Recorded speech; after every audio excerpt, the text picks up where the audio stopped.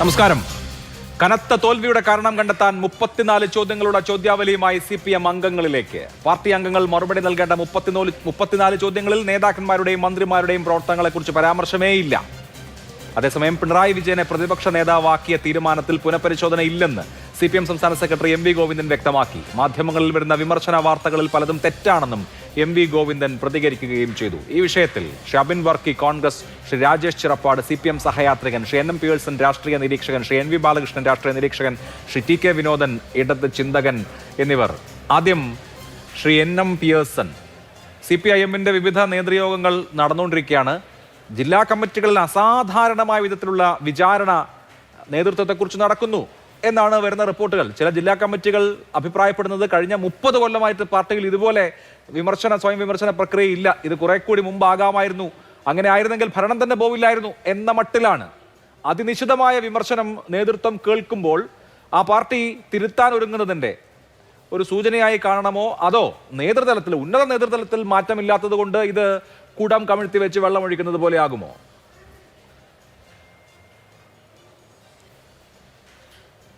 അല്ല, ഗൗരവമായിട്ട് ഈ വിഷയത്തെ കൈകാര്യം ചെയ്യുക, അല്ലെങ്കിൽ അത് മനസ്സിലാക്കാനായിട്ട് ശ്രമിക്കുക എന്ന് പറയുന്നത് CPM-നെ സംബന്ധിച്ചിടത്തോളം അതിൻ്റെ നിലനിൽപ്പുമായി, അതിൻ്റെ ഐഡൻറ്റിറ്റിയുമായി ബന്ധപ്പെട്ട പ്രശ്നങ്ങളാണ് എന്ന കാര്യം നമുക്കറിയാവുന്നതാണ്. കാരണം CPM കേരളത്തിൽ നിലനിൽക്കേണ്ടത് CPM പ്രവർത്തകരുടെയും CPM നേതാക്കളുടെയും കൂടി ആവശ്യമാണ്. പൊതുസമൂഹത്തിൻ്റെ ആവശ്യകതയേക്കാൾ അതിൽ പ്രവർത്തിക്കുന്ന ഓരോ പ്രവർത്തകൻ്റെയും അതിൻ്റെ നേതൃത്വത്തിലിരിക്കുന്നതായിട്ടുള്ള വിവിധ നേതാക്കളുടെയും കൂടി ആവശ്യമാണ്. കാരണം അവർ ഐഡൻറ്റിഫൈ ചെയ്യുന്നു, സമൂഹത്തിൽ ഐഡൻറ്റിഫൈ ചെയ്യുന്നത് ഞാൻ ഒരു CPM പ്രവർത്തകനാണ്, ഞാൻ CPM-ൻ്റെ ഒരു നേതാവാണ് എന്ന നിലക്കാണ്. ആ CPM-നെ ജനങ്ങൾ തള്ളുകയാണെങ്കിൽ, അല്ലെങ്കിൽ ജനങ്ങൾ തിരസ്കരിക്കുകയാണെങ്കിൽ എന്തുകൊണ്ട് എന്ന് അന്വേഷിക്കാനും തിരുത്താനുമുള്ള ബാധ്യത ഏതൊരു പ്രസ്ഥാനത്തിനുണ്ട്. CPM-ൻ്റെ മാത്രം പ്രശ്നമല്ല. രാജ്യത്ത് ജനങ്ങളെ അഭിസംബോധന ചെയ്തുകൊണ്ട് പ്രവർത്തിക്കുന്ന ഏത് രാഷ്ട്രീയ പ്രസ്ഥാനത്തെ സംബന്ധിച്ചിടത്തോളം അതിൻ്റെ ആത്യന്തികമായ മുന്നോട്ടുള്ള ചലനത്തിന് സഹായകരമായിട്ടുള്ളത് ഫീഡ്ബാക്കാണ്. ആ ഫീഡ്ബാക്ക് കൃത്യമായിട്ട് ലഭ്യമായി കഴിഞ്ഞാൽ അതിനനുസരിച്ച് ആവശ്യമായ മാറ്റങ്ങൾ വരുത്തുക എന്നുള്ളത് പ്രധാനപ്പെട്ടതാണ്. നമ്മൾ ഈ വിമർശനങ്ങളിൽ നിന്നൊക്കെ കണ്ടുകൊണ്ടിരിക്കുന്ന അല്ലെങ്കിൽ കേട്ടുകൊണ്ടിരിക്കുന്ന പ്രധാനപ്പെട്ട വിഷയം എന്ന് പറയുന്നത് ഒരു നേതാവിൻ്റെ, പിണറായി വിജയൻ്റെ അല്ലെങ്കിൽ അതേപോലുള്ള നേതാക്കളുടെ ജനങ്ങളുള്ള സമീപനം എന്ന് പറയുന്നത് വളരെ മോശമാണ്, ധാർഷ്ട്യം നിറഞ്ഞതാണ്, ധിക്കാരം നിറഞ്ഞതാണ്, അഹങ്കാരം നിറഞ്ഞതാണ്. അത് ആഢ്യ മനോഭാവത്തിൻ്റെയും ഫ്യൂഡൽ വ്യവസ്ഥയുടെയും ഒക്കെ പ്രതീകമാണ് എന്ന് കണക്കാക്കുന്നതായിട്ടുള്ള ഒരുപാട് സഹാക്കളുണ്ട്. ആ സഹാക്കൾ ഇത് തിരുത്താനായിട്ട് 30 കൊല്ലങ്ങൾക്ക് മുമ്പ് തീർച്ചയായിട്ടും ഈ പാർട്ടിയോട് ആവശ്യപ്പെട്ടിട്ടുള്ളതാണ്. പാർട്ടി പക്ഷേ അത് ഇതുവരെ തിരുത്തിയിട്ടില്ല എന്നുള്ള കാര്യം നമുക്കറിയാം. ഞാൻ വളരെ അത്ഭുതത്തോടെ കണ്ടുകൊണ്ടിരിക്കുന്ന കാര്യം, ഒരാളുടെ ക്യാരക്ടർ അല്ലെങ്കിൽ ഒരാളുടെ മാനറിസം അത് മാത്രമാണോ തോൽവിയുടെ കാരണം? അല്ല.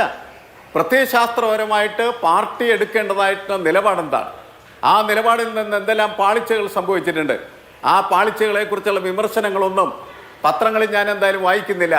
കാരണം അത്തരത്തിലുള്ള വിമർശനങ്ങൾ ശക്തമായിട്ട് ഉയർന്നു വരുന്നുണ്ടെങ്കിൽ അത് വാർത്തകളിലും പ്രതിഫലിക്കേണ്ടതാണ്. വ്യക്തിപരമായിട്ടുള്ള വിമർശനങ്ങൾ, നിങ്ങൾ മുഖം നോക്കാറുണ്ടോ കണ്ണാടിയിൽ എന്ന് മകൻ ചോദിക്കുകയും നിങ്ങൾ അങ്ങനെ നോക്കാതിരിക്കുന്നതിൻ്റെ ഫലമായിട്ട് സംഭവിക്കുന്ന ദുരന്തങ്ങളാണ് ഇതെല്ലാം എന്ന് പറയുകയും ചെയ്യുന്ന രീതിയിൽ മാത്രം ഒതുക്കാവുന്ന വിഷയമല്ലത്. ഒരു കമ്മ്യൂണിസ്റ്റ് പാർട്ടിയുടെ നേതാവിനെ സംബന്ധിച്ചിടത്തോളം അദ്ദേഹത്തിന് ഉണ്ടാകേണ്ട ഏറ്റവും പ്രധാനപ്പെട്ട ക്വാളിറ്റി എന്ന് പറയുന്നത് കോമൺ സെൻസ് ഒരു സാമാന്യ ബുദ്ധി. ആ സാമാന്യ ബുദ്ധിക്ക് നിരക്കാത്തതായിട്ടുള്ള യുക്തികൾ കേരള സമൂഹത്തിൻ്റെ മുന്നിൽ നിരത്തുക എന്ന് പറയുന്ന യുക്തിരാഹിത്യത്തിൻ്റെ, അതേപോലെ അശാസ്ത്രീയതയുടെ പ്രതീകമായിട്ട് രാഷ്ട്രീയ പ്രവർത്തനത്തിൻ്റെ നേതൃത്വം മാറിക്കഴിഞ്ഞാൽ ആ നേതൃത്വത്തെ ജനങ്ങൾ തിരുത്താൻ ശ്രമിക്കില്ല, ഉപേക്ഷിക്കാനായിരിക്കും ശ്രമിക്കുന്നത്. ആ ഉപേക്ഷ ആണ് യഥാർത്ഥത്തിൽ ഈ തെരഞ്ഞെടുപ്പിൽ നമ്മൾ കണ്ടത്. തിരുത്താൻ ശ്രമിച്ച കാലങ്ങളുണ്ടായിരുന്നു, തിരുത്താൻ തയ്യാറായിരുന്നില്ല. അപ്പോൾ അവസാനം അവർ കണ്ടെത്തുന്നു, നിങ്ങളെ ഞങ്ങൾ വഴിയിൽ ഉപേക്ഷിക്കാൻ തീരുമാനിച്ചിരിക്കുന്നു എന്ന്. ഈ തിരിച്ചറിവ് ഇനിയെങ്കിലും ഉണ്ടായില്ലെങ്കിൽ അത് വഴിയിൽ ഉപേക്ഷിക്കപ്പെടുന്ന ഒരവസ്ഥയിൽ. തീർച്ചയായിട്ടും അതാണ് അങ്ങയുടെ വിമർശനം. ഞാൻ അങ്ങേക്ക് വരാം. ശ്രീ അബിൻ വർക്കി, അദ്ദേഹം MLA ആയി സത്യപ്രതിജ്ഞ ചെയ്ത ശേഷം ആദ്യമായിട്ട് ചർച്ചയിൽ പങ്കെടുക്കുകയാണ്. കഴിഞ്ഞ 5 വർഷം പ്രതിപക്ഷത്തിരുന്ന് വളരെ രൂക്ഷമായ വാദങ്ങൾ അന്നത്തെ സർക്കാരിനെതിരെ ഉന്നയിച്ച ആളാണ്. ശ്രീ അബിൻ, CPM-ന്റെ സിറ്റിംഗ് സീറ്റ് പിടിച്ചെടുത്തുകൊണ്ടാണ് നിയമസഭയിലേക്ക് വരുന്നത്. CPM എന്ന പാർട്ടി അല്ലെങ്കിൽ ഇടതുപക്ഷ പ്രസ്ഥാനങ്ങൾ നിലനിൽക്കണമെന്ന് പൊതുവെ കോൺഗ്രസ്സുകാർക്ക് ആഗ്രഹമുണ്ടാകുമല്ലോ. CPM തിരുത്തി മുന്നോട്ട് വരും എന്ന് വിചാരിക്കുന്നുണ്ടോ?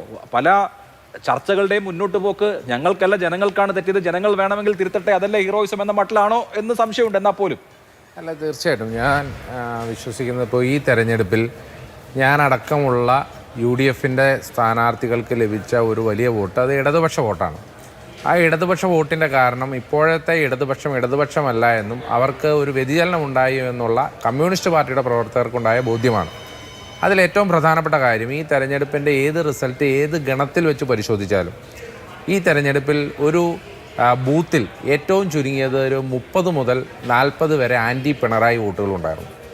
ആൻറ്റി പിണറായി വോട്ടുകളാണ് ഒരു 30 വോട്ടുകളെങ്കിലും ഒരു ബൂത്തിൽ എന്ന് പറഞ്ഞാൽ ഒരു നിയോജക മണ്ഡലം വരുമ്പോൾ ഏറ്റവും ചുരുങ്ങിയത് 6000-നും 7000-നും ഇടയിൽ ആൻറ്റി പിണറായി വോട്ടുകളുണ്ടായിരുന്നു.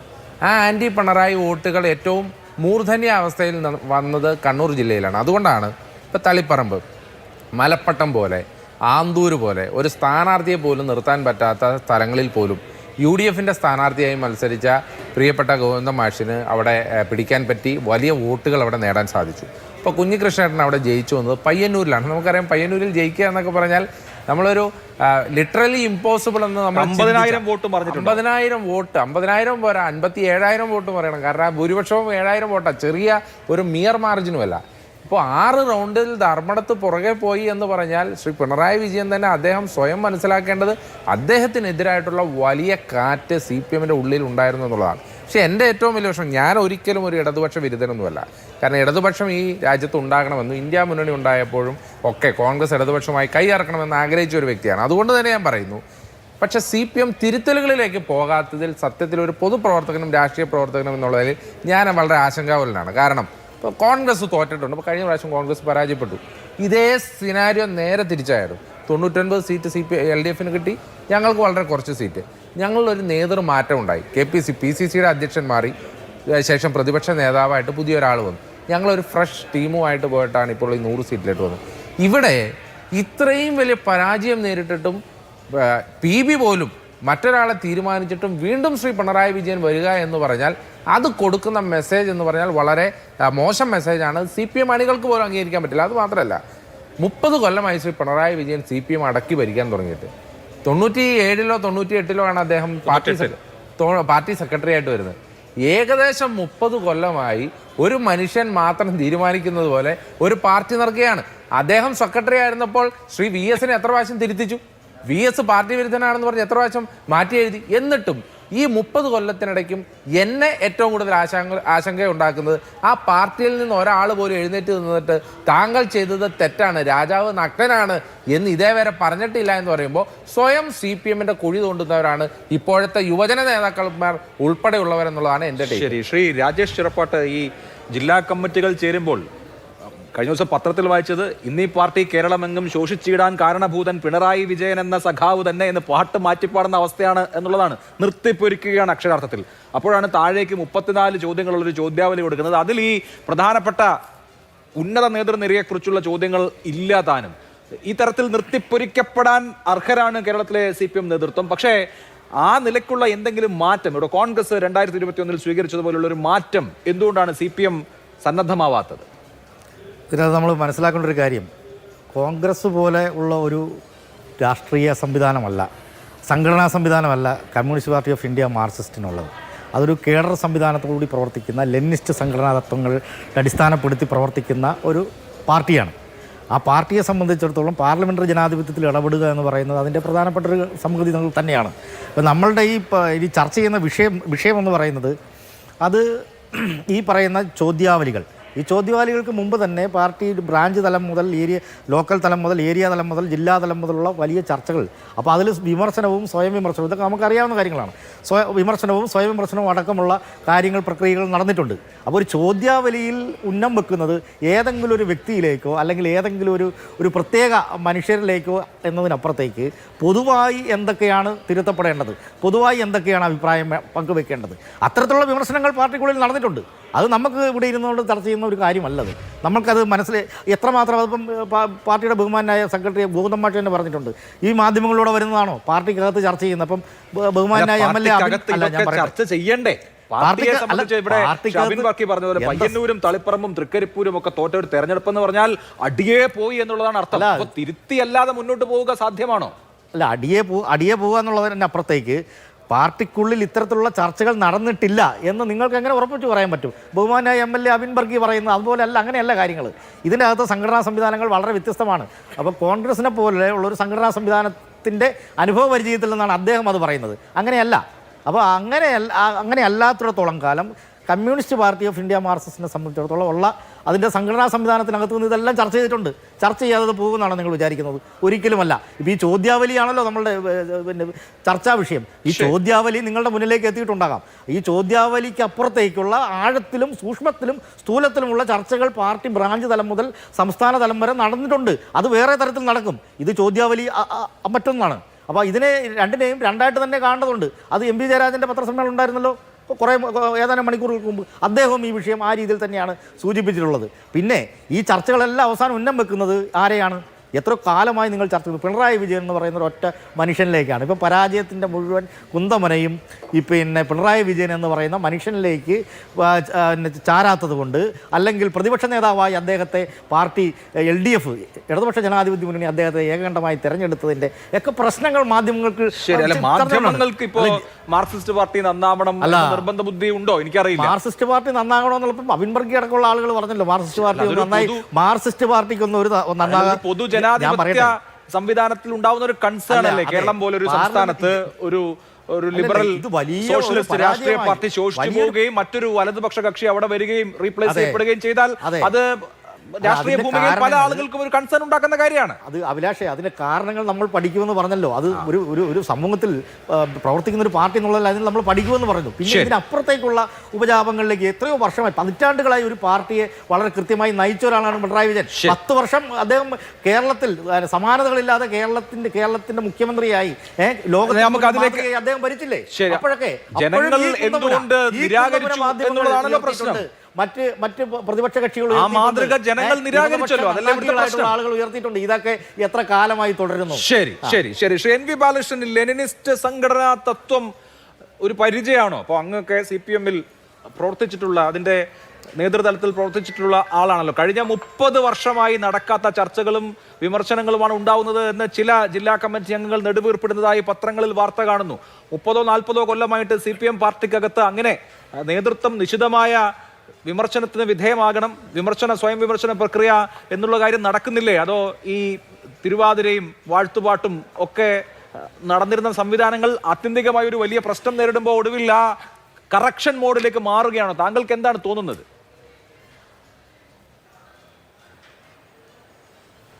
CPM-നകത്ത് കഴിഞ്ഞ കുറേ വർഷങ്ങളായിട്ട് യാതൊരു തരത്തിലുള്ള ചർച്ചയും നടന്നിരുന്നില്ല എന്നുള്ളത് വസ്തുതയാണ്, അനുഭവമാണ്.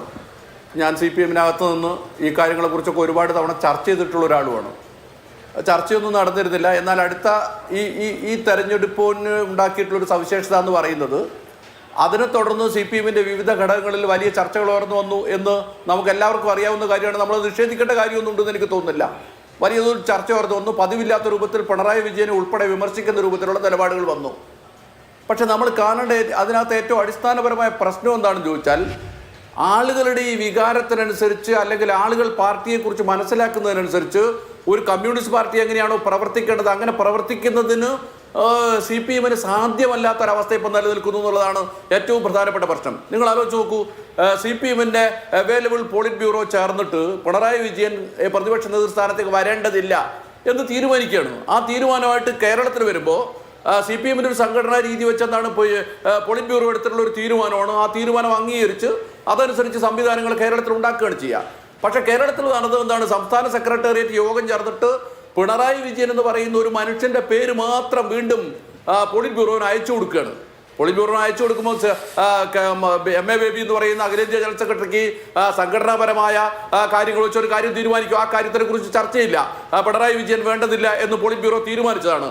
അതുകൊണ്ട് നിങ്ങൾ മറ്റൊരാളെ തെരഞ്ഞെടുക്കുമെന്ന് പറഞ്ഞിട്ട് ഇങ്ങോട്ട് അയക്കാം. പക്ഷേ ബേബി ചെയ്തത് ഒരു അവൈലബിൾ പോളിറ്റ് ബ്യൂറോവിന് പകരം പോളിറ്റ് ബ്യൂറോവിൻ്റെ യോഗം ഓൺലൈനായി ചേർന്നിട്ട് അവിടെ ഭൂരിപക്ഷം ഉണ്ടാക്കി വീണ്ടും പിണറായി വിജയനെ തന്നെ പ്രതിഷ്ഠിക്കുന്ന നിലയിലേക്കാണ് വരുന്നത്. അപ്പോഴും നിങ്ങൾ ഓർക്കണം, അശോക് ദൗളയെ പോലുള്ള, ബിജു കൃഷ്ണനെ പോലുള്ള, അരുണിനെ പോലെയൊക്കെയുള്ള കേരളത്തിനെ കുറിച്ച് വളരെ കൃത്യമായിട്ട് അറിയാവുന്ന പോളിറ്റ് ബ്യൂറോ അംഗങ്ങൾ പിണറായി വിജയൻ മാറണം എന്ന നിലപാട് തന്നെ സ്വീകരിക്കുകയാണ്. പിണറായി വിജയൻ മാറണമെന്ന നിലപാട് ഉന്നത പാർട്ടി കമ്മിറ്റിയിൽ നിന്ന് വരുന്നു. എന്നാൽ ഏറ്റവും താഴെക്കുള്ള എല്ലാ മേഖലകളിലും ശക്തമായ വിമർശനം വരുന്നു. പക്ഷെ ആ വിമർശനമൊക്കെ സ്വീകരിച്ചുകൊണ്ട് പിണറായി വിജയന് മാറി നിന്ന് ഒരു പുതിയ നേതൃത്വത്തെ ഉണ്ടാക്കാൻ നിങ്ങൾ ആലോചിച്ച് നോക്കൂ. 80 വയസ്സ് കഴിഞ്ഞ ഒരു മനുഷ്യനല്ലേ പിണറായി വിജയൻ സഖാവ് എന്ന് പറയുന്നത്. അദ്ദേഹം പാർട്ടിക്ക് ചെയ്ത സേവനങ്ങളും കാര്യങ്ങളൊക്കെ അവിടെ നിൽക്കട്ടെ, ഞാനതിൻ്റെ വ്യക്തി കാര്യങ്ങളിലേക്ക് പോവല്ല, അദ്ദേഹത്തെ നിരാകരിക്കുമല്ല. പക്ഷേ ഏത് മനുഷ്യനാണ് അറിയാത്തത് 80 വയസ്സിന് ശേഷവും പിണറായി വിജയനെ പോലെ ഒരാൾക്ക് ഇങ്ങനെ പ്രവർത്തിക്കാൻ കഴിയില്ല, ഒരു പ്രതിപക്ഷ നേതൃത്വ പദവിയിലേക്ക് വേണ്ടത് ചടുലമായി ഇടപെട്ടുകൊണ്ടിരിക്കുന്ന ആളുകളാണ് എന്നൊക്കെ എല്ലാവർക്കും അറിയാം. പക്ഷേ കേരളത്തിലെ CPM-നകത്ത് അത് സാധ്യമല്ല. കാരണം പിണറായി വിജയന് അധികാരത്തിൽ നിന്ന് മാറ്റി നിർത്തുക എന്ന് പറയുന്നത് അസാധ്യമായ ഒരു സംഗതിയായി നിൽക്കുകയാണ്. അങ്ങേയറ്റത്തെ ഭയമാണ് അദ്ദേഹത്തെ ഭരിച്ചുകൊണ്ടിരിക്കുന്നത് എന്നാണ് ഞാൻ മനസ്സിലാക്കുന്നത്. കാര്യം എന്താണെന്ന് ചോദിച്ചാൽ അദ്ദേഹവുമായി ബന്ധപ്പെട്ട് പലതരത്തിലുള്ള എലിഗേഷൻസ് ഉണ്ട്, പലതരത്തിലുള്ള കേസുകളുണ്ട്, മറ്റു പ്രശ്നങ്ങളുണ്ട്. ഒരു രാഷ്ട്രീയ അധികാരത്തിന്റെ ഇമ്മ്യൂണിറ്റിയിൽ നിന്നുകൊണ്ട് ഇനിയുള്ള കാലം എങ്ങനെ മുന്നോട്ട് കൊണ്ടുപോകാൻ പറ്റുമെന്നാണ് അദ്ദേഹം അന്വേഷിക്കുന്നത്. മറ്റൊന്നും അദ്ദേഹത്തിന് മുമ്പിൽ മാർഗമില്ല. ഒരു ഇമ്മ്യൂണിറ്റി ഏതെങ്കിലും തരത്തിൽ കിട്ടണോ അദ്ദേഹത്തിന്, അല്ലാതെ സാധ്യമല്ല.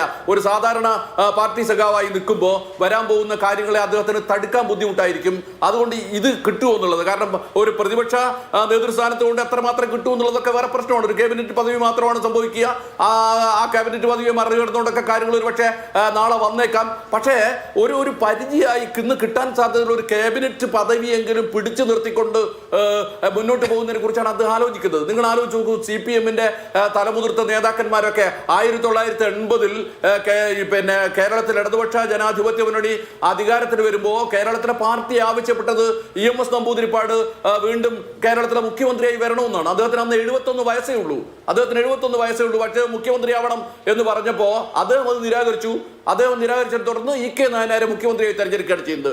പക്ഷേ ഇവിടെ എന്താണ് തിരിച്ച് പോളിറ്റ് ബ്യൂറോ നിരാകരിക്കുമ്പോഴും താഴെ തരത്തിൽ വലിയ തോതിൽ ചർച്ച നടന്നുകൊണ്ടിരിക്കുമ്പോഴും പിണറായി വിജയൻ മാറാൻ തയ്യാറല്ല, അദ്ദേഹത്തിന് തുടർന്നേ പറ്റൂ എന്നൊരവസ്ഥ ഉണ്ടാവുകയാണ്. അതായത് വേറൊരർത്ഥത്തിൽ നമ്മൾ പറഞ്ഞാൽ CPM-നകത്ത് യാതൊരു തരത്തിലുള്ള തിരുത്തലുകൾക്കുമുള്ള അവസരം ഇപ്പോഴും ഉണ്ടായി വന്നിട്ടില്ല.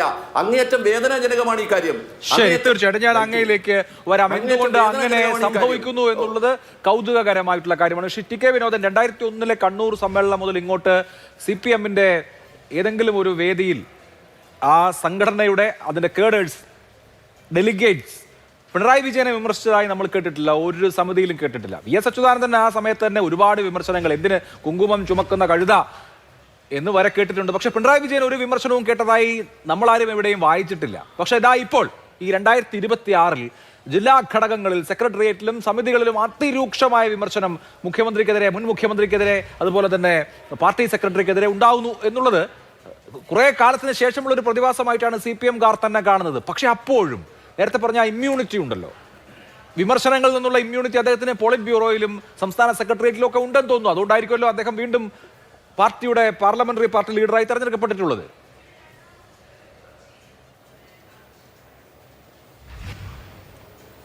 ഇത് ഏതെങ്കിലും ഒരു വ്യക്തിയുടെ പ്രശ്നമായിട്ട് എനിക്ക് തോന്നുന്നില്ല. കമ്മ്യൂണിസ്റ്റ് പാർട്ടിയെ സംബന്ധിച്ചിടത്തോളം ജനാധിപത്യ ഘടനയുമായിട്ടുള്ള അതിൻ്റെ ഒരു പ്രശ്നം, ജനാധിപത്യ ഘടനയിൽ എങ്ങനെ പ്രവർത്തിക്കണം എന്നത് സംബന്ധിച്ച ചില ആഴമേറിയ പ്രശ്നങ്ങളുണ്ട്. ഇപ്പോഴത്തെ ഈ തോൽവി എന്ന് പറഞ്ഞാൽ സാധാരണ ഒരു തെരഞ്ഞെടുപ്പ് തോൽവിയല്ല. 5 കൊല്ലം കൂടുമ്പോൾ കേരളത്തിൽ ഭരണമാറ്റമുണ്ടാകും. സാധാരണഗതിയിൽ അടുത്ത 5 കൊല്ലം കഴിയുമ്പോൾ വീണ്ടും മാറും. ആ സാഹചര്യത്തിൽ നിന്ന് മാറി ഇത്തവണ ഇപ്പോൾ കേരളത്തിൽ ഒരു മൂന്നാമതൊരു ശക്തി ഉയർന്നു വന്നിരിക്കുന്നു. അതുപോലെ കമ്മ്യൂണിസ്റ്റ് പാർട്ടികൾ, ഈ ഇടതുപക്ഷ മുന്നണിയിൽ ജനങ്ങൾക്ക്, അവരുടെ പാർട്ടി അണികൾക്ക് തന്നെ വലിയ വിശ്വാസ നഷ്ടം സംഭവിച്ചിരിക്കുന്നു.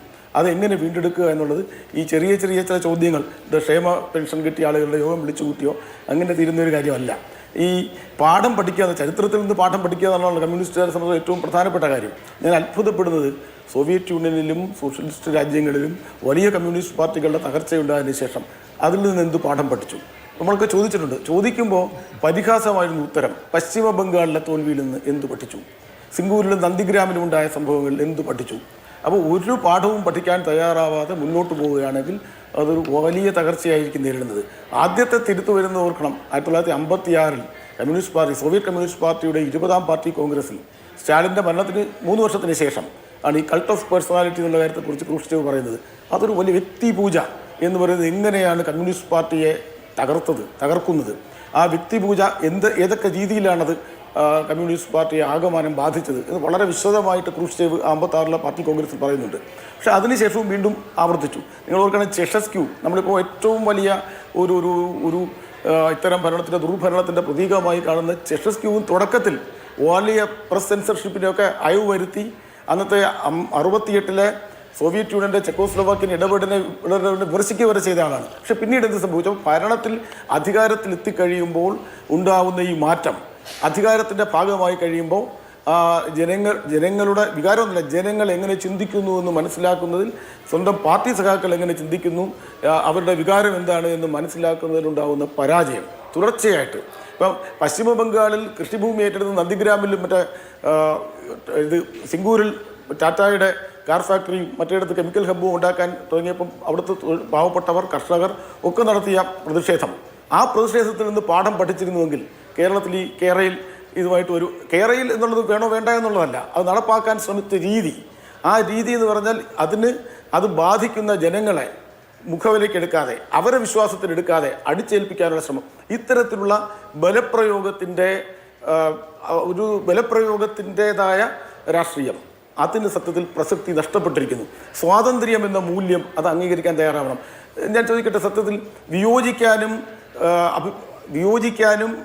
പ്രതിഷേധിക്കാനുമുള്ള അവകാശം സ്വാതന്ത്ര്യത്തിൻ്റെ ജനാധിപത്യ അവകാശങ്ങളുടെ പ്രാഥമികമായ ഒന്നല്ലേ? അപ്പം ഞാൻ കേരള മുഖ്യമന്ത്രിയുടെ ഓഫീസിനകത്ത് കരിങ്കൊടി കാണിച്ചിട്ടുള്ള ആളാണ് കരുണാകരൻ മുഖ്യമന്ത്രി ആയിരിക്കുന്ന കാലത്ത്. പക്ഷേ ഞങ്ങളന്ന് വലിയ രീതിയിൽ പോലീസ് മർദ്ദനം പ്രതീക്ഷിച്ചാണ് ചെയ്യുന്നത്. പക്ഷേ പോലീസ് അടിച്ചില്ല, വളഞ്ഞു പിടിച്ച് കൊണ്ടുപോയി അട്ടക്കുളങ്ങര സബ് ജയിലിൽ കുറച്ച് ദിവസം കഴിഞ്ഞ് ജാമ്യം കിട്ടി. പക്ഷേ മുഖ്യമന്ത്രിയുടെ അല്ലെങ്കിൽ നവകേരള യാത്ര പോകുമ്പം കരിങ്കൊടി കാണിച്ചവരെ പോലീസ് അത് വേണ്ട ബലപ്രയോഗം നടത്തിയാൽ മനസ്സിലാക്കാം. മറ്റാളുകൾ, പോലീസുകാരല്ലാത്ത ആളുകൾ ചെടിച്ചട്ടി വെച്ച് തലക്കടിക്കുക, ഹെൽമെറ്റ് വെച്ച് തലയടിച്ച് പൊട്ടിക്കുക, എന്നിട്ട് അത് രക്ഷാപ്രവർത്തനമാണെന്ന് പറയുക, ഞാൻ കണ്ടതല്ലേ എന്ന് പറയുക. അപ്പം ഇത് ജനങ്ങളിൽ ഉണ്ടാക്കുന്ന അമ്പരപ്പ്, ഭയം, അവിശ്വാസം, അതായത് നമ്മുടെ ഭരണാധികാരി, നമ്മളെ സംരക്ഷിക്കാൻ ബാധ്യതപ്പെട്ട ഭരണാധികാരി തന്നെ ഈ രീതിയിൽ പ്രതിഷേധിക്കുന്നവരെ ആ പ്രതിഷേധത്തെ പോലീസിന് നിയന്ത്രിക്കാൻ കഴിയുന്നേ ഉള്ളായിരുന്നു. അതുപോലെ കണ്ണൂർ വിമാനത്താവളത്തിൽ എല്ലാവരും കണ്ട കാര്യങ്ങളാണ്. അപ്പോൾ ഇങ്ങനെ ഉള്ള കാര്യങ്ങൾ, അധികാരം കയ്യിലുണ്ടെങ്കിൽ എന്തും പറഞ്ഞ് ജനത്തെ വിശ്വസിപ്പിക്കാൻ കഴിയും, അല്ലെങ്കിൽ എന്തും അടിച്ചേൽപ്പിക്കാം എന്നുള്ള ധാരണ. ഈ കാര്യത്തിലൊക്കെ വീണ്ടും വിചാരം ഉണ്ടാവണം. ആഴത്തിലുള്ള തിരുത്തലുകൾ ഏതെങ്കിലും വ്യക്തിയുടെ പ്രശ്നമായിട്ടോ വ്യക്തിയുടെ ശരീരഭാഷയുടെ പ്രശ്നമായിട്ടോ കാണുന്നതിന് പകരം ഒരു ജനാധിപത്യ സമ്പ്രദായത്തിൽ എങ്ങനെ പ്രവർത്തിക്കണം എന്നതിനെ സംബന്ധിച്ച് വളരെ ആഴത്തിലുള്ള ആത്മപരിശോധന നടത്തണം, വേണ്ട തിരുത്തലുകൾ വരുത്തണം, ജനങ്ങളെ, പാർട്ടി അണികളെ വിശ്വാസത്തിലെടുത്തുകൊണ്ട്. വാർത്തകൾ ശരിയാണെങ്കിൽ താഴെ തട്ടിൽ അവർക്ക് ഇന്നത്തെ ഒരു പത്രത്തിൽ കാണാം, എത്രത്തോളം ശരിയാണെന്ന് എനിക്ക് അറിഞ്ഞുകൂടാ, പറഞ്ഞത് ലോക്കൽ കമ്മിറ്റി അംഗത്തിന് വേണ്ട വിമർശിക്കേണ്ട, ഏരിയ കമ്മിറ്റി പറഞ്ഞാൽ മതി എന്നാണ്.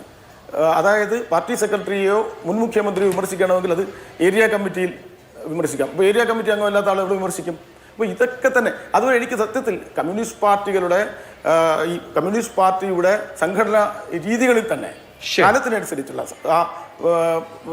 നമ്മൾ ജീവിക്കുന്ന സമൂഹത്തിനനുസരിച്ചുള്ള മാറ്റങ്ങൾ. ഇപ്പോൾ ലെനിൻ അന്ന് ഈ സംഘടനാ തത്വങ്ങൾ ആവിഷ്കരിക്കുമ്പം അത് സനാതന സത്യമായിട്ട് ലോകത്തെവിടെയും എല്ലാ കാലത്തും നടപ്പാക്കേണ്ടതാണെന്നുള്ള രീതിയിലല്ല. ഇത് ജനങ്ങൾക്കെതിരായിട്ട് യുദ്ധം പ്രഖ്യാപിക്കലാണോ? ഈ രഹസ്യ സ്വഭാവവും ഇതൊക്കെ മാറ്റിയിട്ട് ജനാധിപത്യത്തിന് അനുരോധമായ രീതിയിൽ മാറാൻ തയ്യാറാവുകയാണെങ്കിൽ തീർച്ചയായിട്ടും കമ്മ്യൂണിസ്റ്റ് നിലനിൽക്കേണ്ട ആവശ്യമാണ്. കാരണം നമ്മുടെ നാട്ടിൽ ഒരു 2 പാർട്ടി സമ്പ്രദായം എന്ന രീതിയിലേക്ക് വികസിച്ചു വന്ന ഒരു സമ്പ്രദായത്തിൽ അത് അങ്ങനെ നിലനിൽക്കുന്നതാണ് നല്ലത്. മതനിരപേക്ഷ രാഷ്ട്രീയത്തിന് എപ്പോഴും നല്ലത് ഒരു മതേതര ജനാധിപത്യ പാർട്ടികൾ. ഒരുപാട് പാർട്ടികളുടെ 2 മുന്നണികൾ എന്ന നിലയിലുള്ള ഒരു പ്രത്യേകതരം ബൈപോളാർ സ്വഭാവം കേരള രാഷ്ട്രീയത്തിലുണ്ടായിരുന്നു. അത് നഷ്ടപ്പെടുകയാണോ എന്നുള്ള തോന്നൽ ഉണ്ടാവുന്നുണ്ട്. അവിടെ ശ്രീ അബിൻ വർക്കി, 2020-21 കാലം എന്ന് പറയുന്നത് പിണറായി വിജയന്റെ പോപ്പുലാരിറ്റിയുടെ പീക്കായിരുന്നു. അതുകൊണ്ടാണ് 2021 തെരഞ്ഞെടുപ്പിൽ 99 സീറ്റോടുകൂടി ഇടത് മുന്നണി അധികാരത്തിലെത്തിയത്. പക്ഷേ 5 കൊല്ലം കഴിഞ്ഞപ്പോൾ ജനങ്ങൾ കൈവിട്ടു, നേരെ തിരിച്ചടി ഉണ്ടായി എന്ന് മാത്രമല്ല പാർട്ടി കേന്ദ്രങ്ങളിലടക്കം അദ്ദേഹത്തിന് തന്നെ 6 റൗണ്ട് പിറകിൽ നിൽക്കേണ്ടി വന്നു. അതിലൊരു വലിയ പാഠമുണ്ടല്ലോ. ഇപ്പോൾ UDF അതിന്റെ പോപ്പുലാരിറ്റിയുടെ പീക്കിൽ നിൽക്കുന്നതുകൊണ്ടാണ് 102 സീറ്റ് നിങ്ങൾക്ക് കിട്ടുന്നത്. ഇപ്പോൾ മുൻകാലത്ത് ചെയ്ത കാര്യങ്ങളെ അൺഡു ചെയ്യാൻ, ഇപ്പോൾ കേരളയിലാവട്ടെ, രക്ഷാപ്രവർത്തനമാവട്ടെ, അതിനെയൊക്കെ തിരുത്താനുള്ള നടപടികൾ ഉണ്ടായി. മുൻകാലത്ത് അവർ ചെയ്ത കാര്യങ്ങൾ തിരുത്തുക എന്നുള്ളതിനപ്പുറത്ത് അടുത്ത 5 വർഷം കഴിഞ്ഞാൽ വീണ്ടും നിങ്ങൾക്കും ജനങ്ങളെ അഭിമുഖീകരിക്കേണ്ടതുണ്ട്. ഇതൊരു പാഠമായി നിൽക്കുമോ? തീർച്ചയായിട്ടും നമ്മളെ എല്ലാ പാർട്ടികളും, ഇപ്പോൾ പ്രത്യേകിച്ച് കോൺഗ്രസ് ഞങ്ങൾ പലതവണ തോറ്റിട്ടുള്ളവർ തന്നെയാണ്. നിരവധി തവണ നിരവധി ഇലക്ഷനിൽ തോൽക്കുകയും വീണ്ടും മത്സരിക്കുകയൊക്കെ ചെയ്യുന്നവരാണ്. അപ്പോൾ നമ്മൾ ഈ തോൽവികളൊക്കെ ഉണ്ടാകുമ്പോഴും അതിനകത്തൊരു തിരുത്തലുകൾ അതിപ്രധാനമാണ്. ആ തിരുത്തലിൻ്റെ ഭാഗമാണ്. ഇപ്പോൾ കേരളത്തിലൊരു തോൽവി ഉണ്ടായി, തിരുത്തലുണ്ടാകുമ്പോൾ അത് ഒരു നല്ല സന്ദേശം പുറത്തേട്ട് കൊടുക്കുമെന്നുള്ളതാണ്. ഇതിൽ ഇപ്പോൾ എന്താണ് നല്ലൊരു സന്ദേശം എന്താണ് കൊടുത്തത്? ഇവിടെ ഇപ്പോൾ മുഖ്യമന്ത്രിയായ ശ്രീ പിണറായി വിജയൻ 10 കൊല്ലം ഭരിച്ചു. എന്തു പറഞ്ഞാലും ഞങ്ങൾ ഒരു കാര്യം പറയാം, നമ്മുടെ ആ കഴിഞ്ഞ 5 കൊല്ലത്തെ പ്രധാനപ്പെട്ട വിമർശനവും പ്രധാനപ്പെട്ട രാഷ്ട്രീയവും എന്ന് പറഞ്ഞാൽ ശ്രീ പിണറായി വിജയൻ്റെ തെറ്റായ ദുർഭരണത്തിനെതിരായിരുന്നു. അപ്പോൾ ജനം ഈ പീക്കിൽ വോട്ട് ചെയ്തു എന്ന് പറയും. പീക്കിൽ വോട്ട് ചെയ്തതിൻ്റെ അർത്ഥം എന്താണ്? ഈ ശ്രീ പിണറായി വിജയൻ്റെ ദുർഭരണത്തിനെതിരെയും അദ്ദേഹത്തിൻ്റെ ആ മുഖ്യമന്ത്രി എന്നുള്ള പദത്തിനെതിരെയുമാണ് അവർ വോട്ട് ചെയ്തത്. അപ്പോൾ ആ സത്യം മനസ്സിലാക്കാതെ അല്ലെങ്കിൽ മനസ്സിലാക്കിക്കൊണ്ട് അത് മനസ്സിലായില്ല എന്ന് നടിച്ചുകൊണ്ട് വീണ്ടും അദ്ദേഹത്തെ തന്നെ റീപ്ലേസ് ചെയ്യുമ്പോൾ എന്താണ് പുറത്തേട്ട് കൊടുക്കുന്ന ഒരു മെസ്സേജ് എന്താണ്? ഇല്ലെങ്കിൽ പാർട്ടിയിൽ തന്നെ എന്താണ് ഒരു റിഫ്രഷ്മെൻ്റ് എന്താണ്? ഈ പാർട്ടി ഇത്ര വലിയ തോൽവി ഉണ്ടായി. ഇപ്പോൾ ഞാൻ പറയുന്നത് ഇപ്പോൾ ആ പാർട്ടി അങ്ങ് ശരിക്കും നന്നായി ഞങ്ങളെ അങ്ങ് തോൽപ്പിക്കണം എന്നുള്ള ആഗ്രഹത്തിൽ അങ്ങനെയല്ല പറഞ്ഞത്. പ്രത്യേകിച്ച് ഇടതുപക്ഷ പ്രസ്ഥാനങ്ങൾ, പ്രത്യേകിച്ച് BJP പോലെ 3 അംഗങ്ങൾ ജയിച്ചു വരുമ്പോൾ, ഇപ്പോൾ ബംഗാളിലെ ചരിത്രം നമുക്കറിയാം, 3-ൽ നിന്നാണ് അവർ ഈ കേവലം 10 കൊല്ലം കൊണ്ട് ഭരണത്തിലേറുന്നത്. അപ്പോൾ ഇടതുപക്ഷ പ്രസ്ഥാനങ്ങളും UDFും ഇവിടെ ഒരു നല്ല മുന്നണിയായി നിലനിൽക്കുമ്പോൾ ഈ 2 പ്രസ്ഥാനങ്ങളും ഇവിടെ നിൽക്കേണ്ടത് കേരളത്തിൻ്റെ സോഷ്യൽ ഫാബ്രിക്കിൻ്റെ ആവശ്യമാണ് എന്ന് കണ്ടുകൊണ്ട് തന്നെ, ജനാധിപത്യത്തിൻ്റെ ആവശ്യമാണെന്ന് കണ്ടുകൊണ്ട് തന്നെ തിരുത്തലുകൾക്ക് വിധേയമാകണം. ഇപ്പോൾ CPMൽ തിരുത്താൻ അവർക്ക് ഓപ്ഷൻസ് ഉണ്ട്. ഓപ്ഷൻ ഇല്ലാത്തൊരു സ്ഥലത്താണ് നമ്മൾ തിരുത്തൽ ആവശ്യപ്പെടുന്നതെങ്കിൽ ശരിയാണ്. CPMൽ റാങ്ക് ആൻഡ് ഫയലിലുള്ള എത്രയോ നല്ല യുവ നേതാക്കന്മാരുണ്ട്. ഇതിൽ വെക്കാൻ പറ്റുന്ന, ഇപ്പം ഞാനൊരു കോൺഗ്രസ് പ്രവർത്തകനായിട്ട് പോലും ഞാൻ തന്നെ ആഗ്രഹിക്കുന്ന എത്രയോ ഫേസുകളുണ്ട് CPMൽ. ഒരു പ്രതിപക്ഷ നേതാവാകാൻ, ഒരു പാർട്ടി സെക്രട്ടറി ആവാൻ ഞാൻ പോലും ആഗ്രഹിക്കുന്ന എത്രയോ ഫേസുകളുണ്ട്. പക്ഷേ ഇവർക്കൊന്നും ഒരു അവസരം ലഭിക്കുന്നില്ല എന്ന് മാത്രമല്ല, ഇവരുടെയൊക്കെ ഒരു അവസരത്തിന് വേണ്ടി ഒരു ശബ്ദം പോലും ആ പാർട്ടിയിൽ ഉയരുന്നില്ല എന്ന് പറയുമ്പോൾ അത് അപകടത്തിൻ്റെ മണിയാണ് ഉയരുന്നതെന്നുള്ളതാണ് എൻ്റെ ടേക്ക്. കാരണം ഇപ്പോൾ കോൺഗ്രസ്സിലാണ് ഇങ്ങനെ ഒരു സാഹചര്യം എന്നുണ്ടെങ്കിൽ കോൺഗ്രസ്സിൽ അതിനെതിരെയുള്ള ശബ്ദങ്ങളുണ്ടാവും. അത് ചിലപ്പോൾ പല രീതിയിലുണ്ടാവും. അത് യഥാർത്ഥത്തിൽ ഇപ്പോൾ ഈ കേഡർ സംവിധാനമൊന്നും അല്ലാത്തതുകൊണ്ട് പല രീതിയിലുണ്ടാവും. അതിൻ്റെ തെറ്റുകുറ്റങ്ങളിലേക്ക് ഞാൻ പോകുന്നില്ല. പക്ഷേ തെറ്റുകളുണ്ടായാൽ അത് തിരുത്താനുള്ള ശബ്ദം കോൺഗ്രസ്സിലുണ്ടാവും. പക്ഷേ തെറ്റുകൾ ഇത്ര ആവർത്തിച്ചുണ്ടായിട്ടും തിരുത്താനുള്ള ശബ്ദം ഉണ്ടാകുന്നില്ല എന്ന് പറയുന്നതിലാണ് ഇതിൽ ഏറ്റവും വലിയ അപകടം. തീർച്ചയായും ചർച്ചയിലേക്ക് വേണം. പക്ഷേ NMPSN പാഠങ്ങൾ ഉൾക്കൊള്ളുന്നുണ്ടോ എന്നുള്ളതാണല്ലോ പ്രധാനപ്പെട്ട പ്രശ്നം. ഈ തെരഞ്ഞെടുപ്പ് കഴിഞ്ഞ് CPM പാർട്ടിയുടെ വിലയിരുത്തൽ അടിത്തറ ഭദ്രമാണ് എന്നുള്ളതാണ്. 2011 ബംഗാളിലെയും വിലയിരുത്തൽ ഇതായിരുന്നു. ബംഗാളിലെ അന്നത്തെ വോട്ട് ഷെയർ 40% ജസ്റ്റ് താഴെ മാത്രമാണ്. 2011 വലിയ തോൽവി സംഭവിക്കുമ്പോൾ കേരളത്തിൽ ഇത്തവണ അത്ര ഇല്ല. 2011 ബംഗാൾ തോൽക്കുമ്പോൾ ഉള്ള വോട്ട് ഷെയർ 2026 കേരളം തോൽക്കുമ്പോൾ ഇല്ല എന്ന നിലയിലും ഞങ്ങൾ വളരെ ഭദ്രമായ അടിത്തറയുള്ളവരാണ് എന്ന് പറയുമ്പോൾ ഉള്ള പ്രശ്നം, പിന്നീട് അങ്ങോട്ട് ബംഗാളിൽ കണ്ടതൊരു സ്റ്റഡി ഡിക്ലൈനാണ്. അത് കേരളത്തിൽ വന്നുകൂടാ എന്ന് നമുക്ക് ഉറപ്പിച്ച് പറയാനൊന്നും കഴിയുന്ന സാഹചര്യമില്ലല്ലോ. എന്താണോ 2011 ബുദ്ധദേവ് ഭട്ടാചാര്യ അന്നത്തെ കേന്ദ്ര നേതൃത്വത്തിന്റെ നിലപാടിനോട് സ്വീകരിച്ച സമീപനം, അത് തന്നെയല്ലേ ഇപ്പൊ പിണറായി വിജയനും സ്വീകരിക്കുന്നത്? കേന്ദ്ര നേതൃത്വത്തിലെ ഏറ്റവും പ്രധാനപ്പെട്ട ഡൽഹി കേന്ദ്രീകരിച്ച് പ്രവർത്തിക്കുന്ന, പാർട്ടി സെൻട്രൽ പ്രവർത്തിക്കുന്ന ബിജു കൃഷ്ണനും അരുൺകുമാറും അശോക് ധാവളയും അടക്കമുള്ള നേതാക്കൾക്ക് കേരളത്തിൽ ഒരു നേതൃമാറ്റം വേണം, ഫ്രഷ് ഫേസ് വേണം എന്നുള്ളതായിരുന്നു അവരുടെ താല്പര്യം. അതുകൊണ്ടാണല്ലോ അവൈലബിൾ പോളിറ്റ് ബ്യൂറോ പുതിയ പ്രതിപക്ഷ നേതാവ് എന്ന ഒരു സൊല്യൂഷനിലേക്ക് എത്തിയത്. പക്ഷേ ബംഗാൾ ഘടകത്തിന്റെയും കേരള ഘടകത്തിന്റെയും സംയുക്ത ഓപ്പറേഷനിൽ അങ്ങനെ വേണ്ട എന്ന് തീരുമാനിക്കപ്പെടുകയാണ്. അപ്പോൾ പാഠം 2011 പാഠം ഇപ്പോഴും ഉൾക്കൊണ്ടിട്ടുണ്ടെങ്കിൽ അങ്ങനെ സംഭവിക്കില്ലല്ലോ.